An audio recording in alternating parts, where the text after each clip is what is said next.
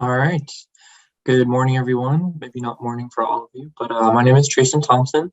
I'll be talking a little bit about the role of vision in venom metering using a very small scorpion species. So the first thing I want to start with, if I can go to the next slide, is venom metering, which I'm sure most of us know what it is. It's just the process by which organisms regulate their usage of venom because it's expensive and they need to optimize that. So a lot of factors contribute to how organisms use their venom. One is things like prey size, prey struggle, the intensity of a perceived threat, and the type of threat that the organism is encountering. We know that organisms use their senses to make determinations about these factors, but there's actually only a handful of studies that investigate which specific sensory modalities inform determinations of things like prey size or intensity of a threat. So we wanted to investigate this relationship in Vaejovis carolinianus, which is a small scorpion species native to the southeastern United States. And that's where my university is located, so it's convenient. We wanted to see how they used vision to regulate their venom because we can manipulate vision easily in the lab. So we wanted to see how they used it in defensive encounters. So some previous research that our department worked on found not only that vision seemed to be important for this species, but also that there was potentially a sexual difference between males and females, as females were more aggressive in their use of stinging and venom in a defensive encounter. So a couple of problems with this previous study. First of all, wax was used to temporarily blind the scorpions, but when the wax was removed, it actually damaged them, which was an issue. Second, we were unsure if light was coming through this wax and getting to their eyes. We weren't sure if the wax actually blinded them. And third, the experiment was conducted under a red light, which scorpions were reported to not be able to see those wavelengths, but we didn't even know if this was necessary or not. So we wanted to ask a few questions with our new research. First of all, does vision actually influence venom metering? And we can measure this by looking at how much venom they use, how often they sting, how long it takes them to sting, how long it takes them to give a sting with venom. And the other question we wanted to ask is there actually behavioral sexual dimorphism present in this species? And again, we can look at this through these four factors, as well as how long they spend running away from a perceived threat during a trial. So we hypothesized that females would first of all be more defensive than males in accordance with our previous study. And second, we hypothesized that vision would play a role in how the species uses venom. So,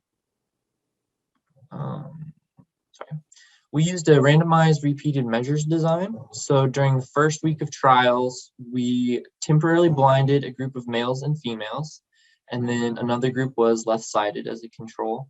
And then the second week, the same individuals had the opposite treatment applied. The first thing we wanted to do was account for some of the issues with the previous study. So we used watercolor paint to blind the scorpions instead of wax. And our physics department actually determined that the transmittance of light through this paint was very low, especially for the wavelengths in which scorpions see. So painting their eyes does actually blind them. Here's an image of our procedural setup. We would paint the scorpion's eyes and then place them in a clean plastic arena and then prod them with a zip tie loop covered in parafilm to simulate some sort of threat. And then if they stung the parafilm, we could collect the droplet of venom deposited on it. Some other things that we collected were the size of the scorpions, their length, how many times they stung during a trial, dry and wet, how long they spent running during the trial, and then again, how much venom they actually used during a trial, which we collected as soon as they deposited it to prevent, evaporation of such a small droplet. Some things that we were worried about that we wanted to account for. First of all, we didn't want the scorpions to sting while their eyes were being painted. So we anesthetized them and restricted their movement during this process. And again, we used watercolor paint instead of wax to avoid damage to the individuals. And then we allowed them time to recover their venom before the trial after they were fed. So as we get into the results, this figure just kind of is meant to help you understand how often certain events occurred during trials. So this shows the number of trials in which scorpions engaged in a stinging behavior but didn't actually use venom, which were dry stings, and then stings where there was venom, which were wet stings, and then the number of trials in which scorpions didn't sting at all. So as you can see, scorpions that didn't sting at all were in the minority, and you can kind of see a difference between the blind and the sighted groups, which we'll get into in a minute. So the first result we encountered was that vision doesn't actually affect how much venom a scorpion will use during a trial. So this shows how much venom each group used on average, and as you can see, there's no difference. Also, none of the other independent variables we measured had an impact on the usage of venom. I'm sorry, how much venom they used.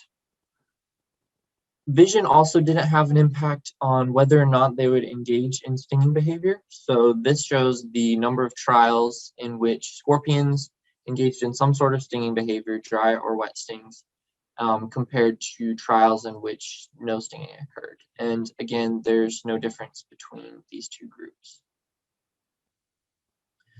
So vision may have an effect on whether or not a scorpion will use venom once they decide to sting. So this shows only trials in which scorpions stung, and then it compares dry stings to wet stings. And as you can see, there seems to be a difference where blind scorpions use more venom, or are more likely to use venom than sighted scorpions. And our p-value did approach significance, so we wanted to report it even though it's not quite there. And this happened again with latency to the first time they stung during a trial. So this shows how long it took the scorpions on average to engage in some sort of stinging behavior for the blind and sighted groups. And again, our p-value was nearly significant, so we wanted to report it. Something that we found that was kind of interesting, again, is vision did not have an impact on the time it took them to actually use venom. So this shows the latency to the first time they stung with venom. And again, there's no difference between blind and sighted scorpions. Now, onto our questions about sexual differentiation in this species. We found that blind females, represented by the kind of orange bar on the left, they ran for a significantly less amount of time during trials than the other three groups. So this indicates there may be an effect of vision by sex on time spent running during trials in this species. A couple other interesting findings that we wanted to talk about. First of all, wet stinging was affected by week. So essentially, scorpions were more likely to give a wet sting during their second trial, whether or not they were blind. And second, the longer a scorpion was, the more likely they were to engage in stinging behavior. These didn't really pertain to the questions we were asking, but we wanted to talk about them anyway. So back to the questions we did ask in the beginning. Does vision influence venom metering in this species? Or does the species use vision to meter their venom?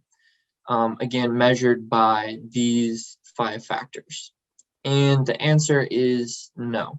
We couldn't find a significant impact of vision on these measurements, except for how long it took them to give a wet sting and how long it took them to engage in stinging behavior and how often they gave wet stings, which our p-values were not quite significant, but it does suggest that there may be a link there. Our second question, is there sexual dimorphism in this species?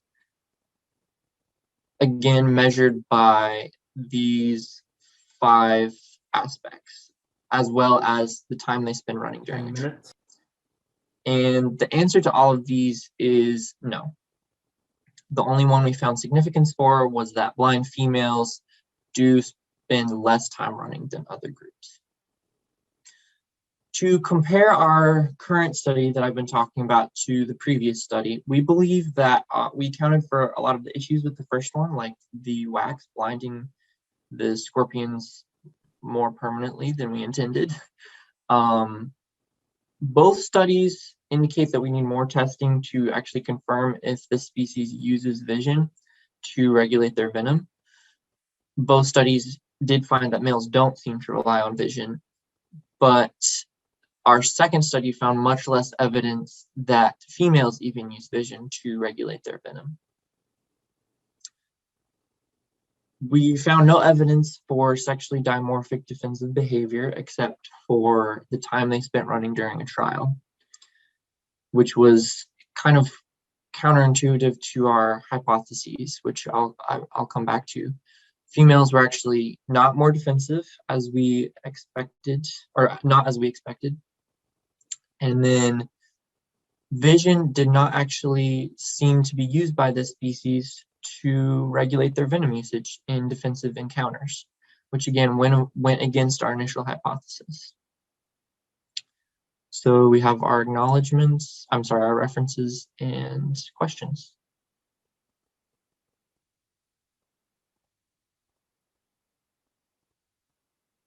All right, we've got time for questions, but I've not received any in the chat. So I will ask a question, and one of them that came to my mind is, do you think that it's instead a matter of metering is undertaken upon like them grasping the threatening animal? Could you rephrase? I wasn't sure what you're asking. Basically, when they contact the threat, they assess how much venom it might need, or if it needs venom at all.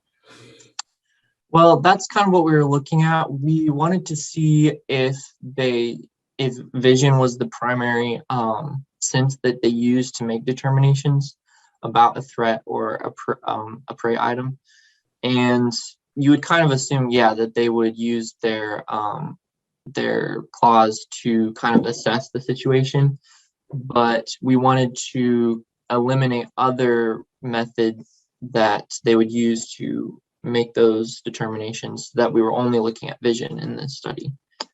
I don't know if that answers your question.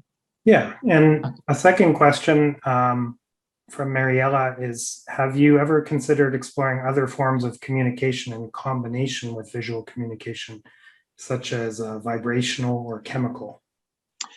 Yeah, so this species, we know, well, not with the specific species, but we know that scorpions use a lot of other senses to not only navigate their environment, but also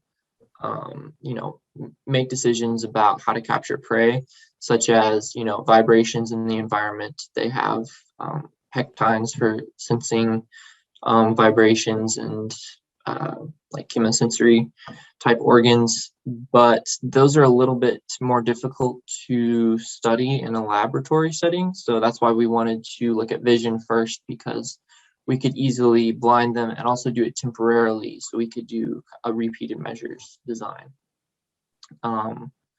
For their sense of vibration, we can't really take that away reversibly. So one more question is, did you see any other changes in the blinded scorpions regarding defense? For example, were they less likely to defend themselves with their pedipalps? Again, we were only looking at specifically with venom.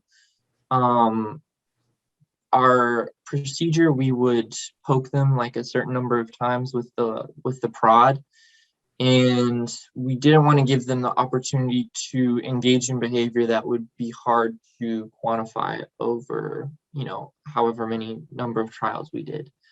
So in terms of defending themselves with their pedipalps, we weren't really looking at that in this study, but it is something that we would want to investigate in the future for sure.